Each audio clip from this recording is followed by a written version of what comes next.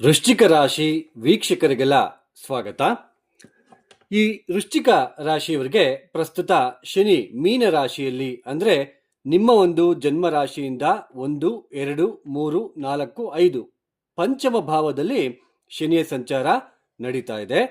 ಶನಿ ಯಾವಾಗ ಮೀನ ರಾಶಿಯನ್ನು ಬಿಟ್ಟು ಅಂದ್ರೆ ನಿಮ್ಮ ಜನ್ಮ ರಾಶಿಯಿಂದ ಪಂಚಮ ಸ್ಥಾನವನ್ನು ಬಿಟ್ಟು ಮೇಷ ರಾಶಿಗೆ ಅಂದ್ರೆ ನಿಮ್ಮ ಜನ್ಮ ರಾಶಿಯಿಂದ 6ನೇ ಮನೆಗೆ ಸಂಚಾರವನ್ನ ಪ್ರಾರಂಭ ಮಾಡಿಕೊಳ್ತಾರೆ.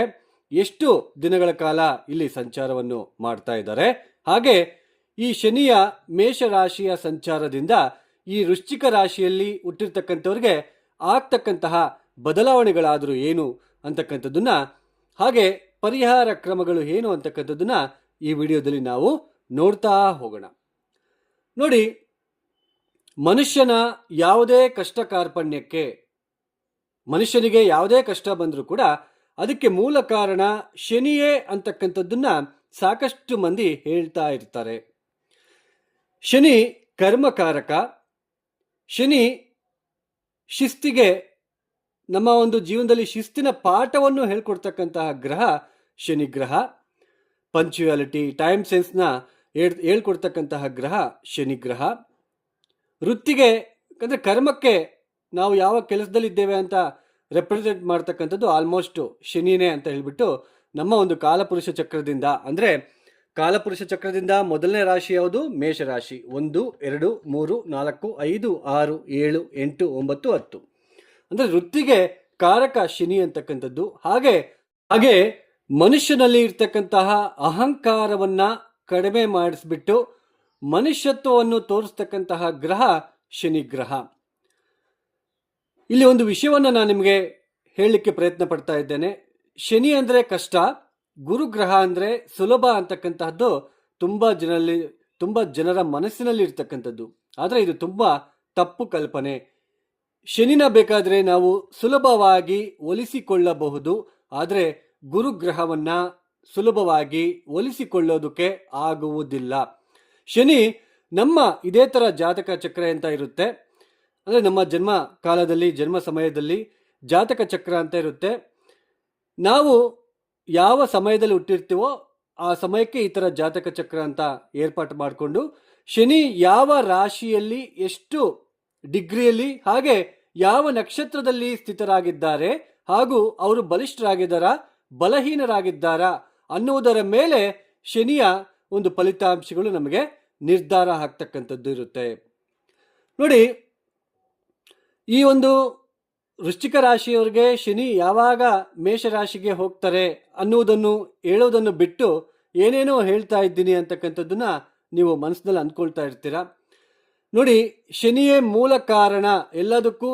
ನಮ್ಮ ಜನ್ಮ ಜಾತಕದಲ್ಲಿ ಇರ್ತಕ್ಕಂತಹ ಪ್ರತಿಯೊಂದು, ಅಂದರೆ ನಮ್ಮ ಜೀವನದಲ್ಲಿ ಇರ್ತಕ್ಕಂತಹ, ಜನ್ಮ ಜಾತಕದಲ್ಲಿ ಅಲ್ಲ, ನಮ್ಮ ಜೀವನದಲ್ಲಿ ಏನೇ ಕಷ್ಟ ಕಾರ್ಪಣ್ಯ ಬಂದರೂ ಶನಿಯೇ ಮೂಲ ಕಾರಣ ಅಂತ ಏನೆಲ್ಲ ತಿಳ್ಕೊಂಡಿರ್ತಾರೆ ನೋಡಿ ಮನಸ್ಸಿನಲ್ಲಿ, ಅಂಥವ್ರಿಗೆ ಇದು ಒಂದು ಉದಾಹರಣೆ, ನಿಮಗೆ ಒಂದು ಎಕ್ಸಾಂಪಲ್ ಕೊಟ್ಕೊಳ್ತಾ ನಿಮಗೆ ಒಂದು ಹೇಳ್ತಾ ಇರ್ತಕ್ಕಂಥದ್ದು, ನಿಮಗೆ ಅರ್ಥ ಮಾಡಿಸುವ ಉದ್ದೇಶ ನನ್ನದು. ವಿಡಿಯೋ ಸ್ಕಿಪ್ ಮಾಡದೆ ನೋಡೋದಕ್ಕೆ ಪ್ರಯತ್ನ ಮಾಡಿ. ನೀವು ವೃಶ್ಚಿಕ ರಾಶಿಯಲ್ಲಿ ಹುಟ್ಟಿದ್ದೀರಾ. ಚಂದ್ರ, ನೀವು ಯಾವಾಗ ಭೂಮಿಗೆ ಬಂದಿರ್ತಿರೋ, ಜನನ ಆಗಿರ್ತಿರೋ ಆ ಒಂದು ದಿನ ಚಂದ್ರ ಯಾವ ರಾಶಿಯಲ್ಲಿ, ಯಾವ ಮನೆಯಲ್ಲಿ ಇರ್ತಾರೋ ಅದನ್ನ ನಾವು ರಾಶಿ ಅಂತ ಕರಿತೀವಿ. ಚಂದ್ರ ಅಂದ್ರೆ ಮನಸ್ಸು ಕಾರಕ. ಚಂದ್ರ ಯಾವ ಮನೆಯಲ್ಲಿ ಇರ್ತಾರೋ ಅದನ್ನ ನಾವು ರಾಶಿ ಅಂತ ಕರಿತೀವಿ. ಹಾಗೇನೆ ಚಂದ್ರ ಯಾವ ನಕ್ಷತ್ರದಲ್ಲಿ ಸ್ಥಿತರಾಗಿರ್ತಾರೋ ಅದು ನಮ್ಮ ಜನ್ಮ ನಕ್ಷತ್ರ. ಆ ನಕ್ಷತ್ರಾಧಿಪತಿ ಯಾರು, ಆ ನಕ್ಷತ್ರಾಧಿಪತಿಯಿಂದ ನಮಗೆ ದಶಾಭುಕ್ತಿಗಳು ಪ್ರಾರಂಭ ಆಗ್ತಾ ಹೋಗುತ್ತೆ. ಈಗ ನೋಡಿ, ಈಗ ವೃಶ್ಚಿಕ ರಾಶಿಯಲ್ಲಿ ವಿಶಾಖ ನಕ್ಷತ್ರ 4ನೇ ಪಾದ, ಅನುರಾಧ ನಕ್ಷತ್ರ 4 ಪಾದಗಳು, ಹಾಗೆ ಜ್ಯೇಷ್ಠ ನಕ್ಷತ್ರ 4 ಪಾದಗಳು ವೃಶ್ಚಿಕ ರಾಶಿಯಲ್ಲಿ ಬರ್ತಕ್ಕಂತಹ ನಕ್ಷತ್ರಗಳು.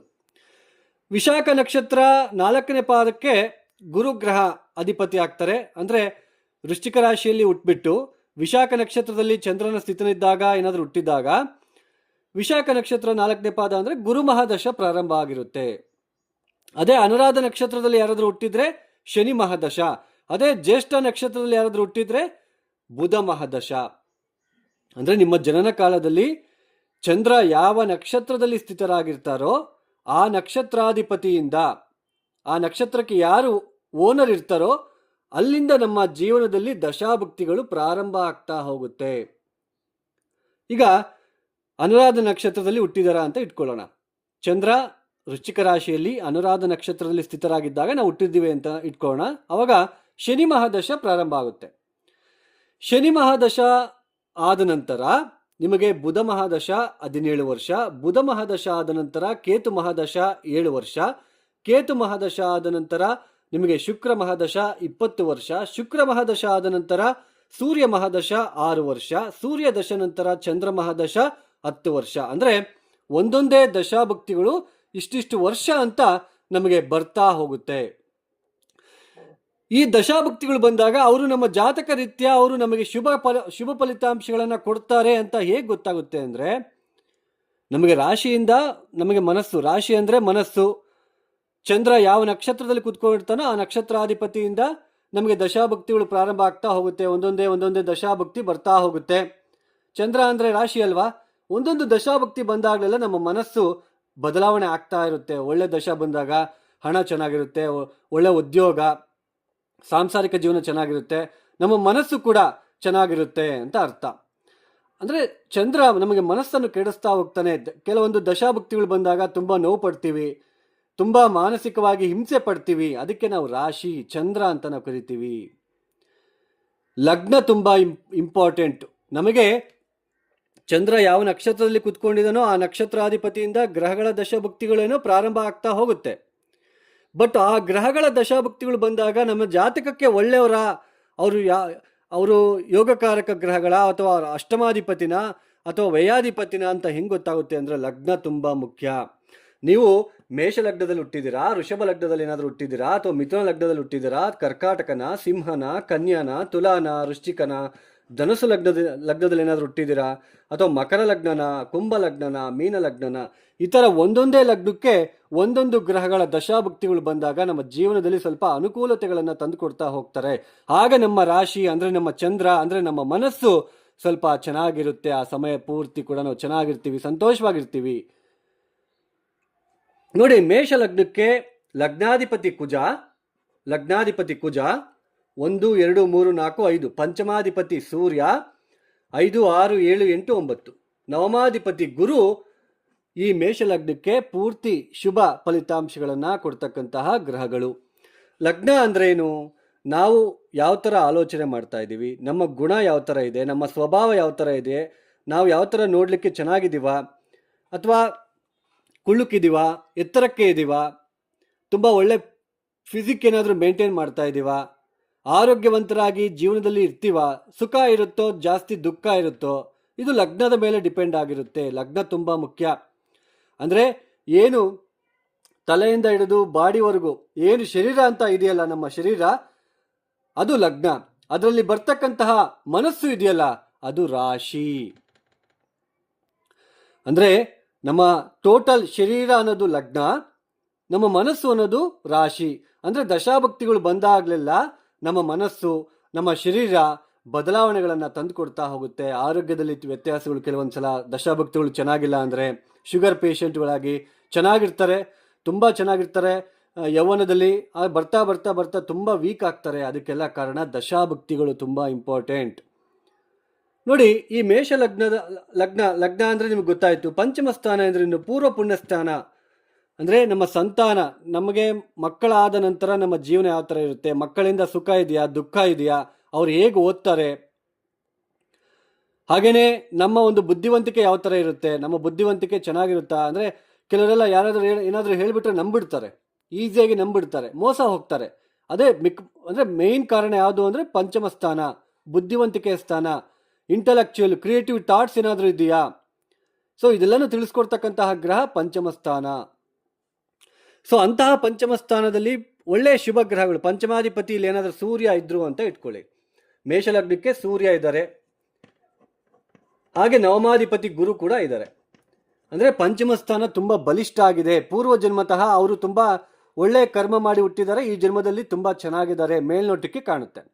ಅಂದರೆ ಒಳ್ಳೆಯ ಉದ್ಯೋಗ, ಒಳ್ಳೆಯ ಸಂತಾನ ಆಗುತ್ತೆ, ಸಂತಾನದಿಂದ ತುಂಬ ಒಳ್ಳೆಯ ಹೆಸರು, ಹಾಗೆ IAS IPS ಅಧಿಕಾರಿಗಳಾಗ್ತಕ್ಕಂತಹ ಯೋಗ, ಟೀಚಿಂಗ್ ಸೆಕ್ಟರಲ್ಲಿ ಇರ್ತಕ್ಕಂತಹ ಯೋಗ, ಈ ಥರ ಬರುತ್ತೆ.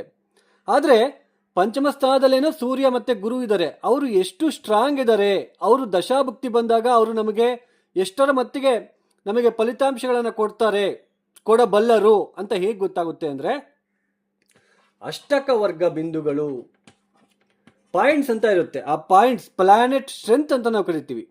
ಇಲ್ಲೇನಾದರೂ ಸೂರ್ಯ 0, 1, 2 ಬಿಂದುಗಳು ಕೊಟ್ಟಿದ್ರೆ ಪಂಚಮ ಸ್ಥಾನದಲ್ಲಿ ಇದ್ರೂ ಕೂಡ ಪಂಚಮ ಸ್ಥಾನಕ್ಕೆ ಎಷ್ಟು ನಿಮಗೆ ಒಂದು ಆಸರೆಯಾಗಿ ಒದಗಿಸ್ಬೇಕು ಫಲಿತಾಂಶಗಳನ್ನು, ಅಷ್ಟು ಒದಗಿಸೋಕ್ಕಾಗಲ್ಲ, ಅಷ್ಟು ಕೊಡೋಕ್ಕಾಗಲ್ಲ ಅಂತ ಅರ್ಥ. ಬಿಕಾಸ್ ಆಫ್ ಪ್ಲಾನೆಟ್ ಸ್ಟ್ರೆಂತ್ ಕಡಿಮೆ ಇದೆ ಅಂತ ಅರ್ಥ. ಅದೇ ಸೂರ್ಯ 4, 5, 6 ಅಷ್ಟಕವರ್ಗ ಬಿಂದುಗಳೇನಾದರೂ ಕೊಟ್ಟಿದ್ರೆ, ಸೊ ಆ ಪ್ಲಾನೆಟ್ ತುಂಬ ಸ್ಟ್ರೆಂತ್ ಇದೆ, ಅದು 6 ವರ್ಷ ಏನು ಸೂರ್ಯ ಮಹಾದಶೆ ಇದೆ ಅದು ಏನು ಕೊಡಬೇಕೋ ಅದು ಕೊಟ್ಬಿಡುತ್ತೆ ಅಂತ ಅರ್ಥ.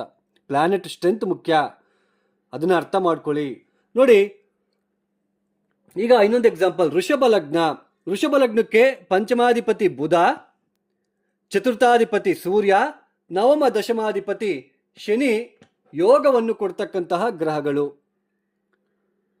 ಸೊ ವೃಷಭ ಲಗ್ನದಲ್ಲಿ ಏನಾದರೂ ಹುಟ್ಟಿ ನೀವು ವೃಶ್ಚಿಕ ರಾಶಿಯಲ್ಲಿ ಹುಟ್ಟಿರ್ತೀರಾ, ಬಟ್ ಲಗ್ನ ಯಾವುದು? ವೃಶ್ಚಿಕ ಲಗ್ನ. ಲಗ್ನದಿಂದ ನಮ್ಗೆ ಯಾವ ದಶಾಭುಕ್ತಿ ಚೆನ್ನಾಗಿರುತ್ತೆ ಅಂತ ಗೊತ್ತಾಗುತ್ತೆ, ಅರ್ಥ ಮಾಡ್ಕೊಳ್ಳಿ. ಇಲ್ಲಿ ದ್ವಿತೀಯ ಅಂದರೆ ಈ ವೃಷಭ ಲಗ್ನಕ್ಕೆ ದ್ವಿತೀಯಾಧಿಪತಿ ಬುಧನೇ, ಪಂಚಮಾಧಿಪತಿನೂ ಬುಧನೇ. ಇಲ್ಲಿ ಪಂಚಮ ಸ್ಥಾನ ಉಚ್ಚ ಸ್ಥಾನ ಆಗುತ್ತೆ. ಬುಧ ಅಂದರೆ ಏನು? ಗಣಿತ, ಮ್ಯಾಥಮೆಟಿಕ್ಸಲ್ಲಿ ತುಂಬ ಇಂಟೆಲ್ ಇರ್ತಾರೆ ಪಂಚಮ ಸ್ಥಾನದಲ್ಲಿ ಬುಧ ಇದ್ದರೆ. ಚಾರ್ಟೆಡ್ ಅಕೌಂಟ್ ಜಾಬಲ್ಲಿ ಇರ್ತಕ್ಕಂಥದ್ದು, ಹಾಗೆಯೇ ಬ್ಯಾಂಕಿಂಗ್ ಸೆಕ್ಟರ್ನಲ್ಲಿ ಕೆಲಸ ಮಾಡ್ತಕ್ಕಂಥದ್ದು, ಹಾಗೆಯೇ ಶೇರ್ ಮಾರ್ಕೆಟಲ್ಲಿ ತುಂಬ ಇನ್ವೆಸ್ಟ್ಮೆಂಟ್ ಮಾಡಿ ತುಂಬ ಹಣವನ್ನು ಸಂಪಾದನೆ ಮಾಡ್ತಾರೆ. ಬುಧ ತುಂಬ ಮುಖ್ಯ. ವೃಷಭ ಲಗ್ನಕ್ಕೆ ಪಂಚಮಾಧಿಪತಿಯಾಗಿ ಪಂಚಮ ಸ್ಥಾನದಲ್ಲಿ ಇರ್ತಕ್ಕಂಥದ್ದು. ಅದೇ ಈ ಬುಧನ ಈಗ ವೃಷಭ ಲಗ್ನ ಪಂಚಮ ಸ್ಥಾನದಲ್ಲಿ ಬುಧ ಇದ್ದಾರೆ. ಕುಜನ ದೃಷ್ಟಿ ಏನಾದರೂ ಇದ್ದರೆ ಬುಧನ ಮೇಲೆ ಅಷ್ಟು ಲಾಸ್ ಮಾಡ್ಕೊಳ್ತಾರೆ. ಗ್ರಹ ಸ್ಥಿತಿ ತುಂಬ ಮುಖ್ಯ, ಅರ್ಥ ಮಾಡ್ಕೋಬೇಕು. ನಾವು ಜ್ಯೋತಿಷ್ಯ ಶಾಸ್ತ್ರದಲ್ಲಿ ತುಂಬ ಲಾಜಿಕ್ ಆಗಿ ನಾವು ಹೋಗಬೇಕು, ಅರ್ಥ ಮಾಡ್ಕೋಬೇಕು. ಈಗ ಬುಧ ಇಲ್ಲೇನೋ ಇದ್ದಾರೆ, 0, 1, 2 ಬಿಂದುಗಳೇನಾದರೂ ಕೊಟ್ಟಿದ್ರೆ ಬುಧ ನಮಗೆ ಒಳ್ಳೆ ಬುದ್ಧಿವಂತಿಕೆ ಕೊಟ್ಟರು, ಆ ಬುದ್ಧಿವಂತಿಕೆಯನ್ನು ಯಾವಾಗ ಉಪಯೋಗಿಸ್ಕೋಬೇಕು ಅನ್ನೋದು ಕೊಡೋದಿಲ್ಲ. ಅಂದರೆ ಆ ಪ್ಲಾನೆಟ್ ಸ್ಟ್ರೆಂತ್ ಕಡಿಮೆ ಇದೆ ಅಂತ ಅರ್ಥ. ನಾನಿಲ್ಲಿ ನಿಮಗೊಂದು ಮಾತನ್ನು ಹೇಳ್ತೇನೆ. ಕೆಲವರೆಲ್ಲ, ಸರ್ ನನಗೆ ಹಣ ಹುಟ್ಟೋದಕ್ಕೆ ಅಂದರೆ ಸಾಲ ಬಾಧೆ ತೀರೋದಕ್ಕೆ ಒಂದು ಮಂತ್ರ, ಅಥವಾ ಬ್ಯಾಂಕಲ್ಲಿ ಲೋನ್ ಅಪ್ಲೈ ಮಾಡಿದ್ದೀನಿ ಅದಕ್ಕೇನಾದರೂ ಮಂತ್ರ ಇದ್ರೆ ಕೊಡಿ, ಬೇಗ ಹಣ ಬರೋ ಥರ, ಅಥವಾ ಸಾಲ ತೀರೋದಕ್ಕೆ ಮಂತ್ರ, ಅಥವಾ ನಾನು ಇದೇ ಹುಡುಗಿನ ಮದುವೆ ಆಗಬೇಕು, ಅಥವಾ ಇದೇ ಹುಡುಗನ ಮದುವೆ ಆಗಬೇಕು, ಅದಕ್ಕೇನಾದರೂ ಮಂತ್ರ ಇದೆಯಾ ಅಂತ ಕೇಳ್ತಾ ಇರ್ತಾರೆ. ಆ ಥರ ಮಂತ್ರಗಳು ಇರೋದಿಲ್ಲ, ದಯವಿಟ್ಟು ಅರ್ಥ ಮಾಡ್ಕೋಬೇಕು. ಹಣಕಾಸಿನ ವಿಚಾರದಲ್ಲಿ ಇದಕ್ಕೊಂದು ಎಕ್ಸಾಂಪಲ್ನ ಕೊಡ್ತೀನಿ ನಾನು ನಿಮಗೆ. ಈಗ ವೃಷಭ ಲಗ್ನದಲ್ಲಿ ಹುಟ್ಟಿದ್ದೀರಾ ನೀವು, ಇಲ್ಲಿ ಬುಧ ದ್ವಿತೀಯಾಧಿಪತಿ ಪಂಚಮಾಧಿಪತಿ ಆಗ್ತಾರೆ. ಬುಧ ಏನಾದರೂ 6ನೇ ಮನೇಲಿದ್ದರೆ, ಬಲಹೀನ ಆಗಿದ್ದರೆ, 0, 1, 2 ಬಿಂದುಗಳೇನಾದರೂ ಕೊಟ್ಟಿದ್ರೆ ದ್ವಿತೀಯಾಧಿಪತಿ ಬುದ್ಧಿವಂತಿಕೆಯಿಂದ ಹಣವನ್ನು ಎಷ್ಟು ಸಂಪಾದನೆ ಮಾಡಬಲ್ಲರು ನಾವು ಅಂತ ತೋರಿಸುತ್ತೆ. ಪಂಚಮ ಸ್ಥಾನ ತುಂಬ ಇಂಪಾರ್ಟೆಂಟು. ಅಂತಹ ಪಂಚಮಾಧಿಪತಿನೇ 6ನೇ ಮನೇಲಿ ಬಂದಾಗ, 6ನೇ ಮನೆ ಅಂದರೆ ಏನು? ದಿನನಿತ್ಯದ ಜೀವನದಲ್ಲಿ ಜಂಜಾಟ ಏನಿದೆ, ನಮ್ಮ ಸಂಸಾರ, ಉದ್ಯೋಗ, ಹಣ, ಹೆಂಡತಿ, ಮಕ್ಕಳು, ಈ ದಿನನಿತ್ಯದ ಜೀವನದಲ್ಲಿ ಸಾಕಷ್ಟು ಸ್ಟ್ರೆಸ್, ಒತ್ತಡವನ್ನು ನೋಡಬೇಕಾಗುತ್ತೆ. ಒತ್ತಡವನ್ನು ತಂದುಕೊಡ್ತಕ್ಕಂತಹ ಸ್ಥಾನ. ರೋಗ, ಋಣ, ಶತ್ರುತ್ವ ಅಂದರೆ ನಾವು ಯಾವ ವಿಷಯದಲ್ಲಿ ಶತ್ರುತ್ವ ತಂದುಕೊಳ್ತಾ ಇದ್ದೀವಿ ಅನ್ನೋದು ಮುಖ್ಯ. ಇಲ್ಲಿ ವೃಷಭ ಲಗ್ನಕ್ಕೆ ದ್ವಿತೀಯಾಧಿಪತಿ 6ನೇ ಮನೆಯಲ್ಲಿ ಇರೋದ್ರಿಂದ ನಿಮ್ಮ ಮಾತಿನ ಮುಖಾಂತರ ಶತ್ರುತ್ವ ತಂದುಕೊಳ್ತೀವಿ ನಾವು. ಅತಿ ಬುದ್ಧಿವಂತಿಕೆಯಿಂದ ಇಲ್ಲಿ 6ನೇ ಮನೆಯಲ್ಲಿ ಬುಧ ಇರೋದ್ರಿಂದ ನಷ್ಟ ಮಾಡ್ಕೊಳ್ತೀವಿ. ವ್ಯಾಪಾರದಲ್ಲಿ, ಶೇರ್ ಮಾರ್ಕೆಟಲ್ಲಿ ಹಣ ಹೂಡಿಕೆ ಮಾಡಿ ತುಂಬ ಲಾಸ್ ಮಾಡಿಕೊಂಡು ತುಂಬ ಸಾಲಗಾರರಾಗಿ ಬೇಕಾಗಿರೋ ಪರಿಸ್ಥಿತಿಗಳು, ಸಾಲ ತೀರಿಸೋದಕ್ಕೂ ಆಗಲ್ಲ, ಆ ಥರ ಇರ್ತಕ್ಕಂಥದ್ದು. ಇದಕ್ಕೆ ನೀವು ಜನರಲ್ ಆಗಿ ಮಂತ್ರಗಳು ಅವೆಲ್ಲ ವರ್ಕೌಟ್ ಆಗೋದಿಲ್ಲ. ಆ ಥರ ಸಾಲ ಬಾಧೆ ತೀರೋದಕ್ಕೆ, ಆ ಥರ ನಮಗೆ ಬೇಗ ಹಣ ಬರಲಿಕ್ಕೆ ಆ ಥರ ಮಂತ್ರಗಳು ಇರೋದಿಲ್ಲ. ಹಾಗೆಯೇ ಉಂಗುರ ಹಾಕ್ಕೊಂಡ್ಬಿಟ್ರೆ, ಜಂಪ್ ಸ್ಟೋನ್ ಹಾಕ್ಕೊಂಡ್ಬಿಟ್ರೆ ಕರ್ಮ ಹೋಗ್ಬಿಡುತ್ತೆ. ಇದು ತುಂಬ ಶುದ್ಧ ಸುಳ್ಳು, ತಪ್ಪು ಕಲ್ಪನೆ. ನೀವು ತಿಳ್ಕೊಂಡಿರ್ತಕ್ಕಂಥದ್ದು ತುಂಬ ರಾಂಗ್ ಇದೆ. ಲಾಜಿಕ್ ಆಗಿ ಯೋಚನೆ ಮಾಡಲಿಕ್ಕೆ ಪ್ರಯತ್ನ ಮಾಡಿ ದಯವಿಟ್ಟು. ಹಾಗೆ ಈ ಥರ 2ನೇ ಮನೆ ಅಧಿಪತಿ ಪಂಚಮಾಧಿಪತಿ 6ನೇ ಮನೆಯಲ್ಲಿದ್ದಾಗ ಸಾಲ ಬಾಧೆ ತುಂಬ ಕಷ್ಟಪಡಬೇಕಾಗುತ್ತೆ. ನಿಮಗೆ ಬುಧ ಮಹಾದಶ ನಡೀತಾ ಇರುತ್ತೆ. ಸೊ ಬುಧ ಮಹಾದಶೆಯಲ್ಲಿ ತುಂಬ ನೋವು ಪಡ್ತೀರಾ. ಶನಿಗೆ ಯಾಕೆ ಆರೋಪಣೆ ಮಾಡಬೇಕು? ನಾವು ಅರ್ಥ ಮಾಡ್ಕೋಬೇಕು. ಶನಿ ತುಂಬ ಗುಡ್ ಪ್ಲಾನೆಟ್, ತುಂಬ ಒಳ್ಳೆಯ ಗ್ರಹ, ನಮಗೆ ಅದ್ಭುತವಾಗಿರ್ತಕ್ಕಂತಹ ಗ್ರಹ, ವಂಡರ್ಫುಲ್ ಪ್ಲಾನೆಟ್ ಇದು, ಅರ್ಥ ಮಾಡ್ಕೋಬೇಕು ನಾವು. ಹಾಗೆ ಮೇಷ ಲಗ್ನಕ್ಕೆ ಇನ್ನೊಂದ್ಸಲ ಎಕ್ಸಾಂಪಲ್ ತಗೋಣ. ಮೇಷ ಲಗ್ನಕ್ಕೆ ತೃತೀಯಾಧಿಪತಿ ಅಂದರೆ ಲಗ್ನ, ಇದು ರಾಶಿ ನಿಮ್ದಿದೆ, ಬಟ್ ಲಗ್ನ 1, 2, 3, 4, 5, 6, ಈ 6ನೇ ಮನೆ ಅಧಿಪತಿ ತೃತೀಯಾಧಿಪತಿ ಪಾಪಿ ಬುಧ ಚತುರ್ಥ ಸ್ಥಾನದಲ್ಲಿ ಏನಾದರೂ ಜಾತಕ ಚಕ್ರದಲ್ಲಿ ಇದ್ದರೆ ನೋಡಿ, ಮನೆಯಲ್ಲಿ ನೆಮ್ಮದಿ ಇರೋಲ್ಲ. 4ನೇ ಮನೆ ಅಂದ್ರೇನು? ನಮಗೆ ಯಾವ ಥರ ಮನೆ ಇದೆ, ನಾವು ಯಾವ ಥರ ಸುಖವಾಗಿದ್ದೀವ, ದುಃಖವಾಗಿದ್ದೀವ, ನಮ್ಮ ಮನೆಯಲ್ಲಿ ಕಂಫರ್ಟ್ ಯಾವ ಥರ ಇದೆ, ಮನೆಯಲ್ಲಿ ಕುಟುಂಬ ವ್ಯಕ್ತಿಗಳು ನಮ್ಮ ಜೊತೆ ಯಾವ ಥರ ಇರ್ತಾರೆ, ನಮಗೆ ಮನಃಶಾಂತಿ ಇದೆಯಾ, ಇದೆಲ್ಲನೂ ಕೂಡ ಬುಧ ಅಂದರೆ 4ನೇ ಮನೆ ರೆಪ್ರೆಸೆಂಟ್ ಮಾಡುತ್ತೆ.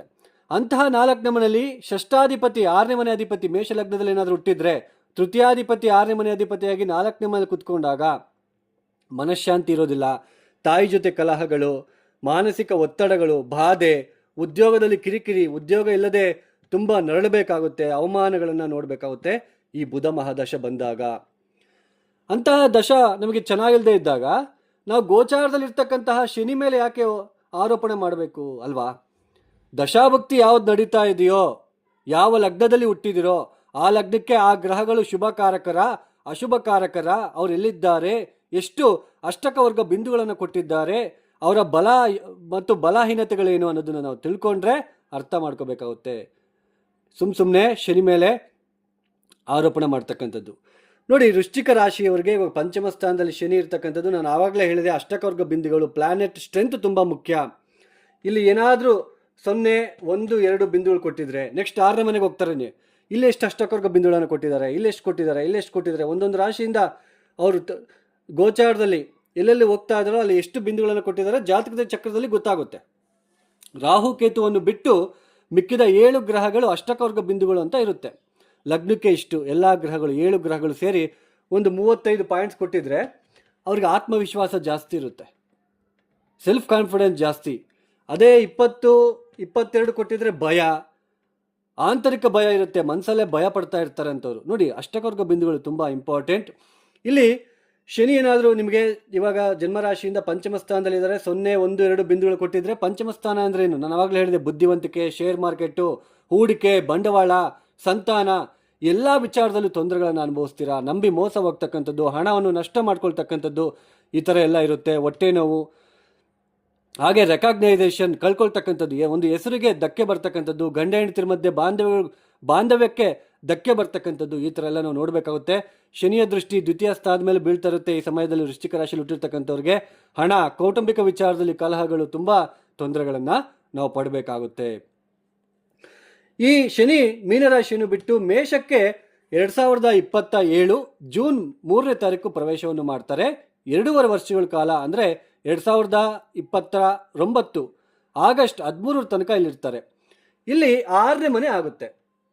ಶನಿ ಇಲ್ಲಿ ಬಂದು ಕುತ್ಕೊಂಡಾಗ 6ನೇ ಮನೆ ಅಂದರೆ ಪಂಚಮ ಸ್ಥಾನದಲ್ಲಿ ಇದ್ದಾಗ ಏನು ನಮಗೆ ತೊಂದರೆ ಕೊಟ್ಟಿದ್ರೋ ಅದೆಲ್ಲ ಕಡಿಮೆ ಆಗುತ್ತೆ. 6ನೇ ಮನೆಗೆ ಬಂದಾಗ ಯಾವ ಥರ ಇರುತ್ತೆ? ವೃಶ್ಚಿಕ ರಾಶಿಯಿಂದ ಯಾವ ಮನೆಯ ಅಧಿಪತಿ 6ನೇ ಮನೆಗೆ ಬರ್ತಾ ಇದ್ದಾರೆ ಅನ್ನೋದು ತುಂಬ ಇಂಪಾರ್ಟೆಂಟು. ನಿಮ್ಮ ವೃಶ್ಚಿಕ ರಾಶಿ 1, 2, 3, 3ನೇ ಮನೆ ಅಧಿಪತಿ, 4ನೇ ಮನೆ ಅಧಿಪತಿ 6ನೇ ಮನೆಯಲ್ಲಿ ಬರ್ತಾ ಇರ್ತಕ್ಕಂಥದ್ದು. ನೋಡಿ, 6ನೇ ಮನೆಗೆ ಶನಿ ಬಂದರೆ ಶತ್ರುನಾಶ, ರೋಗನಾಶ ಇದೆಲ್ಲನೂ ಹೇಳ್ತಾರೆ. ಬಟ್ ನಾನು ಆ ಥರ ಹೇಳಲ್ಲ, ಇದು ತಪ್ಪಾಗುತ್ತೆ. ಶನಿ ನಿಮಗೆ ಅಷ್ಟಕವರ್ಗ ಬಿಂದುಗಳು 0, 1, 2 ಬಿಂದುಗಳು ಕೊಟ್ಟಿದ್ದಾರಾ, 4, 5, 6 ಬಿಂದುಗಳನ್ನು ಕೊಟ್ಟಿದ್ದಾರಾ, ಅದನ್ನು ನೋಡ್ಕೋಬೇಕಾಗುತ್ತೆ. ಸಾಮಾನ್ಯವಾಗಿ ಶನಿ 6ನೇ ಮನೆಗೆ ಬಂದಾಗ ಸವಾಲುಗಳು, ದಿನನಿತ್ಯದ ಜೀವನದಲ್ಲಿ ಆಗ್ತಕ್ಕಂತಹ ಸವಾಲುಗಳು, ಕೋರ್ಟ್ ಕಚೇರಿ ಮೆಟ್ಲರ್ತಕ್ಕಂಥದ್ದು, ಚತುರ್ಥಾಧಿಪತಿ ಆಗಿರೋದ್ರಿಂದ ನಿಮ್ಮ ಜಾತಕ ರೀತ್ಯ ದಶಾಭುಕ್ತಿಗಳೇನಾದರೂ ಚೆನ್ನಾಗಿಲ್ಲ ಅಂದರೆ, ಚತುರ್ಥ ಸ್ಥಾನದಲ್ಲಿ ಈ ಥರ ಬುಧ ಗ್ರಹಗಳಿದ್ದರೆ ಲಗ್ನದಿಂದ ಪ್ರಾಪರ್ಟಿ ಕೋರ್ಟಲ್ಲಿರುತ್ತೆ, ಆ ಕೋರ್ಟಲ್ಲಿ ನಾವು ಓಡಾಡಬೇಕಾಗುತ್ತೆ. ಅದೆಲ್ಲನೂ ಕೂಡ 6ನೇ ಮನೆ ರೆಪ್ರೆಸೆಂಟ್ ಮಾಡುತ್ತೆ. ಅಂದರೆ ಈ 6ನೇ ಮನೆಗೆ ಶನಿ ಬಂದಾಗ ಸ್ವಲ್ಪ ಸ್ಟ್ರೆಸ್ನ ನಾವು ಫೇಸ್ ಮಾಡಬೇಕಾಗುತ್ತೆ. ಅಂದರೆ ದಿನನಿತ್ಯದ ಜೀವನದಲ್ಲಿ ತುಂಬ ಓಡಾಡಬೇಕು, ಕೆಲಸ ಕಾರ್ಯಗಳು, ಆ ಕೆಲಸ ಮಾಡಬೇಕು, ಈ ಕೆಲಸ ಮಾಡಬೇಕು. ಪಂಚಮ ಸ್ಥಾನದಲ್ಲಿದ್ದಾಗ ಅದೊಂಥರ ಫಲಿತಾಂಶ, ಕಷ್ಟಪಡ್ದಂಗೆ ನಾವು ಹಣ ಮಾಡೋಣ ಅಂತ ಹೋಗಿ ಕೈ ಸುಟ್ಕೊಳ್ತಕ್ಕಂಥದ್ದು. 6ನೇ ಮನೆಗೆ ಬಂದಾಗ ತುಂಬ ಸ್ಟ್ರೆಸ್ಸು, ಅಂದರೆ ಸ್ಟ್ರೆಸ್ ಅಂದರೆ ನೀವು ಓಡಾಡಬೇಕು, ಆ ಥರ ಮಾಡುತ್ತೆ. ಇಲ್ಲಿ ಬಂದಾಗ ಜಾಸ್ತಿ ಪ್ರಯಾಣ, ಕೆಲಸ ಕಾರ್ಯಗಳಲ್ಲಿ ಆ ಕೆಲಸ ಆಗಬೇಕು, ಈ ಕೆಲಸ ಆಗಬೇಕು, ಈ ಥರ. ಆಮೇಲೆ 6ನೇ ಮನೆ ರೋಗ ಸ್ಥಾನನೂ ಕೂಡ ಆಗಿರೋದ್ರಿಂದ ಕೆಲವೊಬ್ಬರಿಗೆ, ವೃದ್ಧರಿಗೆ, ವಯಸ್ಸಾಗಿರ್ತಕ್ಕಂಥವ್ರಿಗೆ ಕಾಲು ನೋವು, ಮೋಕಾಲಿನ ನೋವು, ದಿನನಿತ್ಯ ಜೀವನದಲ್ಲಿ ಸ್ವಲ್ಪ ಇರಿಟೇಷನ್ನು, ಹಣಕಾಸಿನ ಬಾಧೆಗಳು, ಆಸ್ತಿ ವಿಚಾರದಲ್ಲಿ ತೊಂದರೆಗಳನ್ನು ಅನುಭವಿಸ್ತಕ್ಕಂಥದ್ದು, ಹಾಗೆ ಆಸ್ತಿ ವಿಚಾರದಲ್ಲಿ ಸ್ವಲ್ಪ ಏನಾದರೂ ವಾಗ್ವಾದಗಳು ನಡೀತಕ್ಕಂಥದ್ದು ಹೆಚ್ಚಾಗಿ ಕಂಡು ಬರ್ತಾ ಇರುತ್ತೆ. ಅದು ನಿಮ್ಮ ಜಾತಕ ರೀತಿಯನ್ನು ಕೂಡ ತೋರಿಸ್ಬೇಕು, ಅದು ರೆಪ್ರೆಸೆಂಟ್ ಮಾಡಬೇಕು. ಆಸ್ತಿ ರಿಲೇಟೆಡ್ ಏನಾದರೂ ಪ್ರಾಬ್ಲಮ್ ಇದ್ದರೆ ಇಲ್ಲಿ ಜಾಸ್ತಿ ಆಗುತ್ತೆ. ಇವಾಗ 6ನೇ ಮನೆಗೆ ಶನಿ ಬರ್ತಾ ಇರೋದ್ರಿಂದ, ಸೊ ನಮಗೆ 6ನೇ ಮನೆ ಶನಿ ಬರ್ತಾ ಇರೋದು ಪ್ಲಸ್ಸೇ ಇರುತ್ತೆ. ಬಟ್ ತುಂಬ ಓಡಾಡಬೇಕು. ಕುತ್ಕೊಳ್ತಕ್ಕಂಥ ಎಲ್ಲ ಕೆಲಸಗಳನ್ನು ಇರೋದಿಲ್ಲ ಇಲ್ಲಿ. ಓಡಾಡಬೇಕು. ನೀವು ಎಷ್ಟು ಓಡಾಡ್ತಿರೋ, ಎಷ್ಟು ಸ್ಟ್ರೆಸ್ ತಗೊಳ್ತಿರೋ, ಎಷ್ಟು ಎಫರ್ಟ್ ಹಾಕ್ತಿರೋ ಅಷ್ಟು ಸುಖ. ತೃತೀಯಾಧಿಪತಿ ಕೂಡ ಆಗಿರೋದ್ರಿಂದ ಸೋದರಿಯರ ಜೊತೆ ಮನಸ್ತಾಪಗಳು, ಹಾಗೆಯೇ ತಂದೆಯ ಜೊತೆ ಭಿನ್ನಾಭಿಪ್ರಾಯಗಳು, ಇದೆಲ್ಲನೂ ಕೂಡ ನಾವು 6ನೇ ಮನೆಗೆ ಬಂದಾಗ ನೋಡಬೇಕಾಗುತ್ತೆ. ಹಾಗೆ ಮಸಲ್ಸ್, 6ನೇ ಮನೆ ಅಂದರೆ ಮಸಲ್ಸ್ ಅಂತ ರೆಪ್ರೆಸೆಂಟ್ ಮಾಡ್ತೀವಿ. ಭುಜದ ತೋಳುಗಳು, ಅದೆಲ್ಲ ನಾವು ಕೆಲವೊಬ್ಬರು ಜಿಮ್ ಬಾಡಿ ಮಾಡಿಬಿಟ್ಟು ಸ್ವಲ್ಪ ತೋಳನ್ನ ಬಲಿಷ್ಠ ಮಾಡ್ಕೋಬೇಕಂತ ಮಾಡ್ತಾ ಇರ್ತಾರೆ. ಈ ಥರ 6ನೇ ಮನೆಗೆ ಶನಿ ಅಂತ ಗ್ರಹ ಬಂದಾಗ ಸ್ವಲ್ಪ ಭುಜದ ನೋವು, ತೋಳು ನೋವು, ಸ್ವಲ್ಪ ಪೇನ್ಸ್, ಬಾಡಿಯಲ್ಲಿ ಪೇನ್ಸ್ ಬರ್ತಕ್ಕಂಥದ್ದು ಕೂಡ ನಿಮಗೆ ಹೆಚ್ಚಾಗಿ ಕಂಡು ಬರ್ತಾ ಇರುತ್ತೆ. ಅಷ್ಟಕವರ್ಗ ಬಿಂದುಗಳ ಮೇಲೆ ಡಿಪೆಂಡ್ ಆಗಿರುತ್ತೆ. 6ನೇ ಮನೆಗೆ ಶನಿ ಬಂದ ತಕ್ಷಣ ಶನಿ ನಮಗೆ ರೋಗ ನಾಶ ಮಾಡ್ತಾನೆ, ಶತ್ರುಗಳು ನಾಶ ಆಗಿಬಿಡ್ತಾರೆ, ಅಥವಾ ನಮಗೆ ತುಂಬ ಒಳ್ಳೇದಾಗ್ಬಿಡುತ್ತೆ ಅಂತಕ್ಕಂಥದ್ದು ಅದು ಜನರಲ್ ಆಗಿ ಅದು 6ನೇ ಮನೇಲಿ ಬಂದಾಗ ಆ ಥರ ಅನಿಸುತ್ತೆ, ಹೇಳ್ಬೋದು. ಬಟ್ ನಾವು ಲಾಜಿಕ್ಕಾಗಿ ನಮ್ಮ ಒಂದು ಜಾತಕ ರೀತ್ಯ ಯಾವ ದಶ ನಡೀತಾ ಇದೆ ಅದು ತುಂಬ ಮುಖ್ಯ. ಹಾಗೆ 6ನೇ ಮನೆಗೆ ಶನಿ ಬಂದಾಗ ಇಲ್ಲಿ ಅಷ್ಟಕವರ್ಗ ಬಿಂದುಗಳು 0, 1, 2 ಕೊಟ್ಟಿದ್ರೆ, ನೀವೇನಾದರೂ ಕೋರ್ಟ್ ಕಚೇರಿಯಲ್ಲಿ ಏನಾದರೂ ಕೋರ್ಟ್ ವಿಷಯದಲ್ಲಿ ಲಿಟಿಗೇಷನ್ಸ್ ಏನಾದರೂ ಇದ್ದರೆ ಅದರಲ್ಲಿ ಫೇಸ್ ಮಾಡೋಕ್ಕಾಗಲ್ಲ, ನಿಮಗೆ ಸೋತೋಗ್ಬಿಡ್ತೀರಾ ಅನ್ನೋದು ಕೂಡ ಇಲ್ಲಿ ಕಾಣಿಸುತ್ತೆ. ಅದು ಅಷ್ಟಕವರ್ಗ ಬಿಂದುಗಳ ಮೇಲೆ ಡಿಪೆಂಡ್ ಆಗಿರುತ್ತೆ. ಸೊ ಈ ಶನಿಯ ಒಂದು ನೆಗೆಟಿವ್ ಇಂಪ್ಯಾಕ್ಟ್ ಕಡಿಮೆ ಆಗಬೇಕು ಅಥವಾ ಸ್ವಲ್ಪ ಸ್ಟ್ರೆಸ್ ಕಡಿಮೆ ಆಗಬೇಕು ಅಂದರೆ ಕಾಲಭೈರವ ಗಾಯತ್ರಿ ಮಂತ್ರ, ಕಾಲಭೈರವನ ಆರಾಧನೆ ನೀವು ಎಷ್ಟು ಮಾಡ್ತೀರೋ ಅಷ್ಟು ಒಳ್ಳೆಯದು. ಇನ್ನೂ ತುಂಬ ವಿಷಯ ಇತ್ತು ನಿಮಗೆ ಅರ್ಥ ಮಾಡಿಸ್ಲಿಕ್ಕೆ ಅಂತಲೇ ಸ್ವಲ್ಪ ನನಗೆ ಕಾಲಾವಕಾಶ ಮಾಡಿಕೊಂಡು ಎಕ್ಸ್ಪ್ಲೇನ್ ಮಾಡ್ತಾ ಇರ್ತಕ್ಕಂಥದ್ದು. ಇನ್ನೂ ತುಂಬ ಉತ್ತಮವಾದ ಎಕ್ಸಾಂಪಲ್ ಕೊಟ್ಟು 6ನೇ ಮನೆಗೆ ಬಂದಾಗ ಏನಾಗುತ್ತೆ ಅನ್ನೋದು ಮುಂದೆ ನೋಡೋಣ. ಈಗ ಯಾರೆಲ್ಲ ವಿಡಿಯೋನ ನೋಡ್ತಾ ಇದ್ದೀರಾ, ನಿಮ್ಗೆ ಇಷ್ಟ ಆಗಿದ್ರೆ ಮಾತ್ರ ಲೈಕ್ ಮಾಡಿ, ಶೇರ್ ಮಾಡಿ, ಸಬ್ಸ್ಕ್ರೈಬ್ ಮಾಡ್ಕೊಳ್ಳಿ. ಯಾರಿಗಾದರೂ ಆಸ್ಟ್ರಾಲಜಿ ಕನ್ಸಲ್ಟೇಷನ್ ಬೇಕು ಅಂತಂದರೆ ಡಿಸ್ಪ್ಲೇ ಆಗ್ತಿರೋ ನಂಬರ್ಗೆ ನೇರವಾಗಿ ಕರೆಯನ್ನು ಮಾಡಿ. ಪ್ರಾಬ್ಲಮ್ಸ್ನ ಹೇಳ್ಕೋಬಾರ್ದು, ನಿಮ್ಮ ಸಮಸ್ಯೆಗಳನ್ನು ಜ್ಯೋತಿಷಿಗಳ ಹತ್ರ ಹೇಳ್ಕೋಬಾರ್ದು. ಫಸ್ಟ್ ಅವ್ರು ಎಕ್ಸ್ಪ್ಲೇನ್ ಮಾಡಬೇಕು, ಅದನ್ನು ಅರ್ಥ ಮಾಡ್ಕೋಬೇಕಾಗುತ್ತೆ ನೀವು. ಸರ್ವೇ ಜನ ಸುಖಿನೋ ಭವಂತು. ಧನ್ಯವಾದಗಳು. ಜೈ ಶ್ರೀರಾಮ್.